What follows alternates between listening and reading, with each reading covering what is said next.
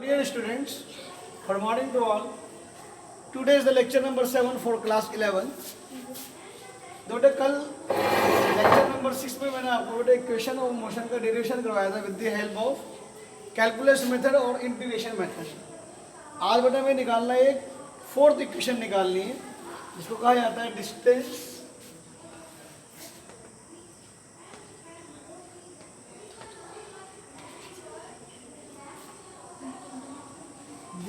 Covered by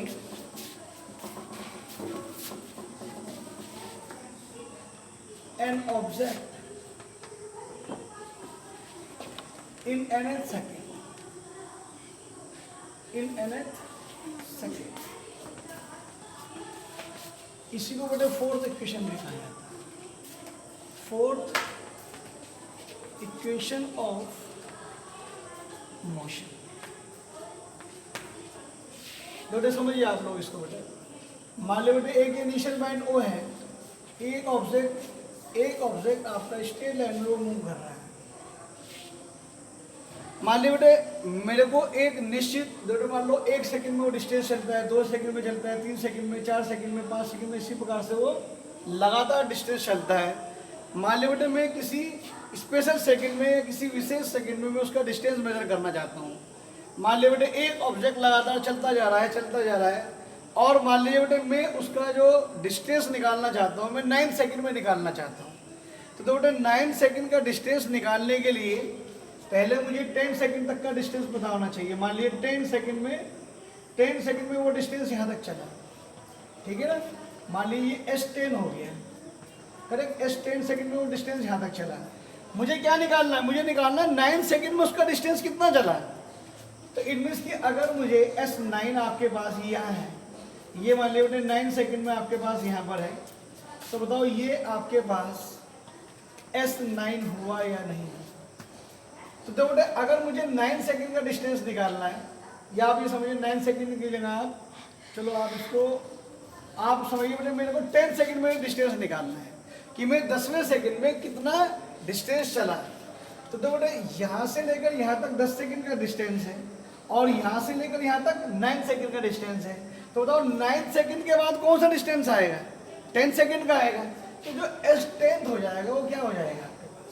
it is the S10 minus का S9. It means आपको जिस भी सेकंड का डिस्टेंस निकालना है उसका टोटल डिस्टेंस पता होना चाहिए और उससे पहले 1 सेकंड का डिस्टेंस और पता होना चाहिए. तो आप उस पर्टिकुलर सेकंड का डिस्टेंस आप निकाल सकते हैं. अब मान लीजिए फॉर एग्जाम्पल अब हम एक जनरल फॉर्मूला लेते हैं. एक ऑब्जेक्ट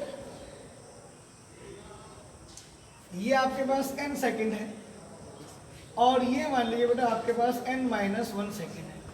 तो आप जो डिस्टेंस चले n सेकंड में डिस्टेंस जो चले बेटा आप इतना चले ना, इसको आप a ले लीजिए और इसको आप b ले लीजिए. तो बताओ ये जो डिस्टेंस चले आप n-1 सेकंड में डिस्टेंस चले या नहीं चले. करेक्ट. तो आप बेटा लिख सकते हैं let Sn distance covered in n second and Sn-1 distance covered in n-1 second. ठीक है ना. तो देखो बेटा आप जो nth सेकंड में चलेंगे डिस्टेंस इन nth सेकंड, तो जो Snth हुआ वो बताओ बेटे Sn माइनस का Sn-1 हुआ या नहीं. इट मीन्स अगर बेटे ये मुझे वैल्यू मिल जाए और इस वैल्यू को मैं इक्वेशन नंबर 1 में पुट कर दूं तो डेफिनेटली बेटा मुझे एक डिस्टेंस nth सेकंड में मीन्स किसी विशेष सेकंड में चला गया डिस्टेंस मुझे पता लग जाएगा. तो बेटे इसी को भी हम बेटे इंटीग्रेशन मेथड से हम सोल्व करते हैं. तो बताओ बेटे आपके पास अगर मुझे किसी nth सेकंड का डिस्टेंस निकालना है तो बताओ उसकी लोअर लिमिट टाइम की n-1 सेकंड हुई या नहीं हुई. तो फाइनल लिमिट क्या हुई? n second. इसी प्रकार से अगर मैं डिस्टेंस की लिमिट लूंगा तो देखो Sn-1 मेरे पास लोअर लिमिट होगी और जो Sn होगी वो मेरे पास अपर लिमिट होगी. तो बेटा इसी का हम यूज करते हैं बेटा as instantaneous acceleration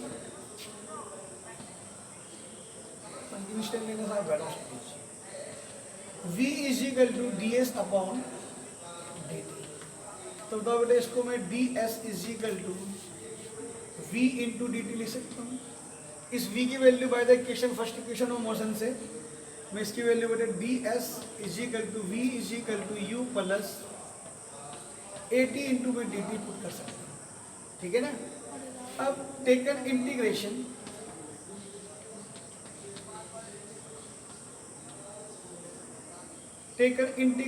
on both sides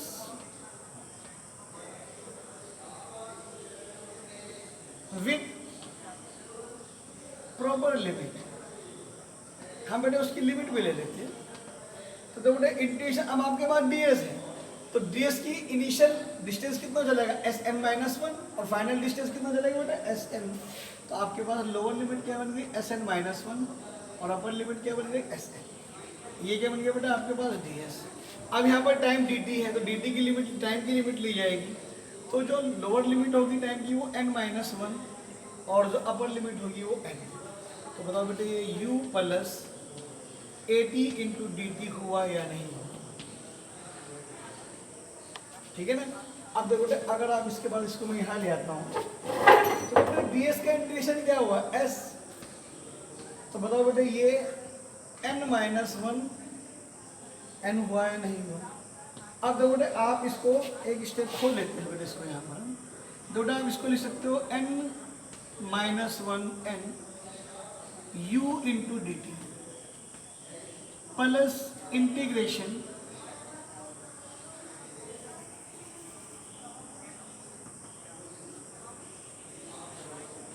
n-1 से n a into T D T. अब देखो यहाँ मैं डी टी के रेस्पेक्ट में कर रहा हूँ तो u क्या हो गया आपके पास एक कांस्टेंट हो गया। कांस्टेंट को तो बेटे मैंने एज इट इज लिख लिया। डी टी का इंटीग्रेशन हो गया बेटे t। यहाँ पर क्या हो गया बेटे n-1 टू n। इसी प्रकार से यहाँ पर जो a हो गया बेटा आपके पास क्या हो गया वो कांस्टेंट हो गया। तो this is the a into t square upon two n-1 to n। ठीक। बेटा यहाँ पर जो पुट करें हम sn-1 s। अब upper limit minus lower limit so sn minus sn-1 u n-1 plus a/2 बेटा आपके पास यह आ गया। सो n स्क्वायर माइनस n-1 का होल स्क्वायर। तो आपके पास बेटे क्या आ गया ये आ गया u n-n plus a/2 n square minus n square plus 1 minus का 2n।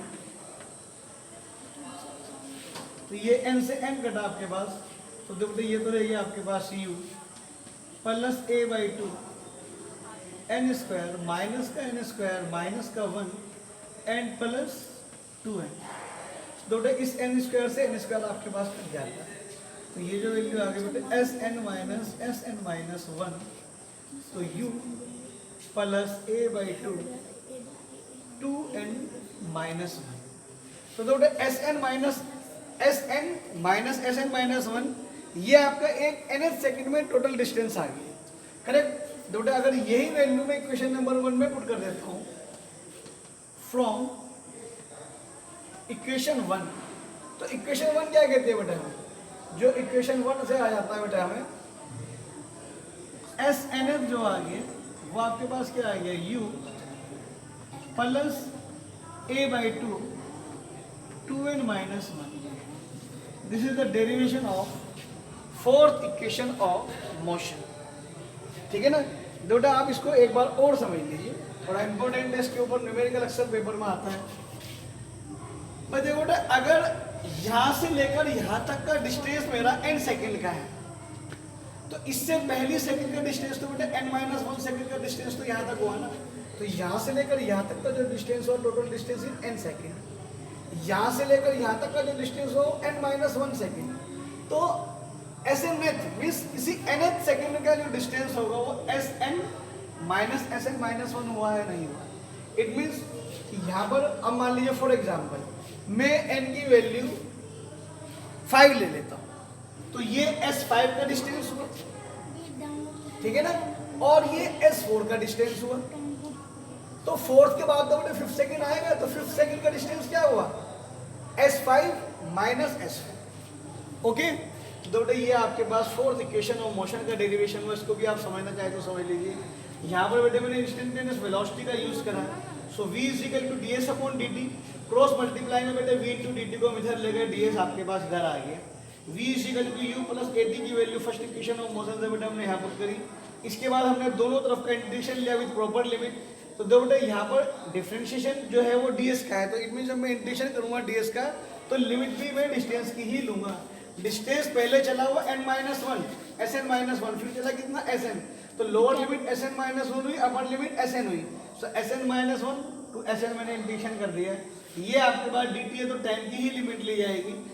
Initial time n-1 second है, फाइनल टाइम n सेकेंड है, तो upper lower limit n-1 second हुई और अपर लिमिट आपके पास n सेकेंड हुई।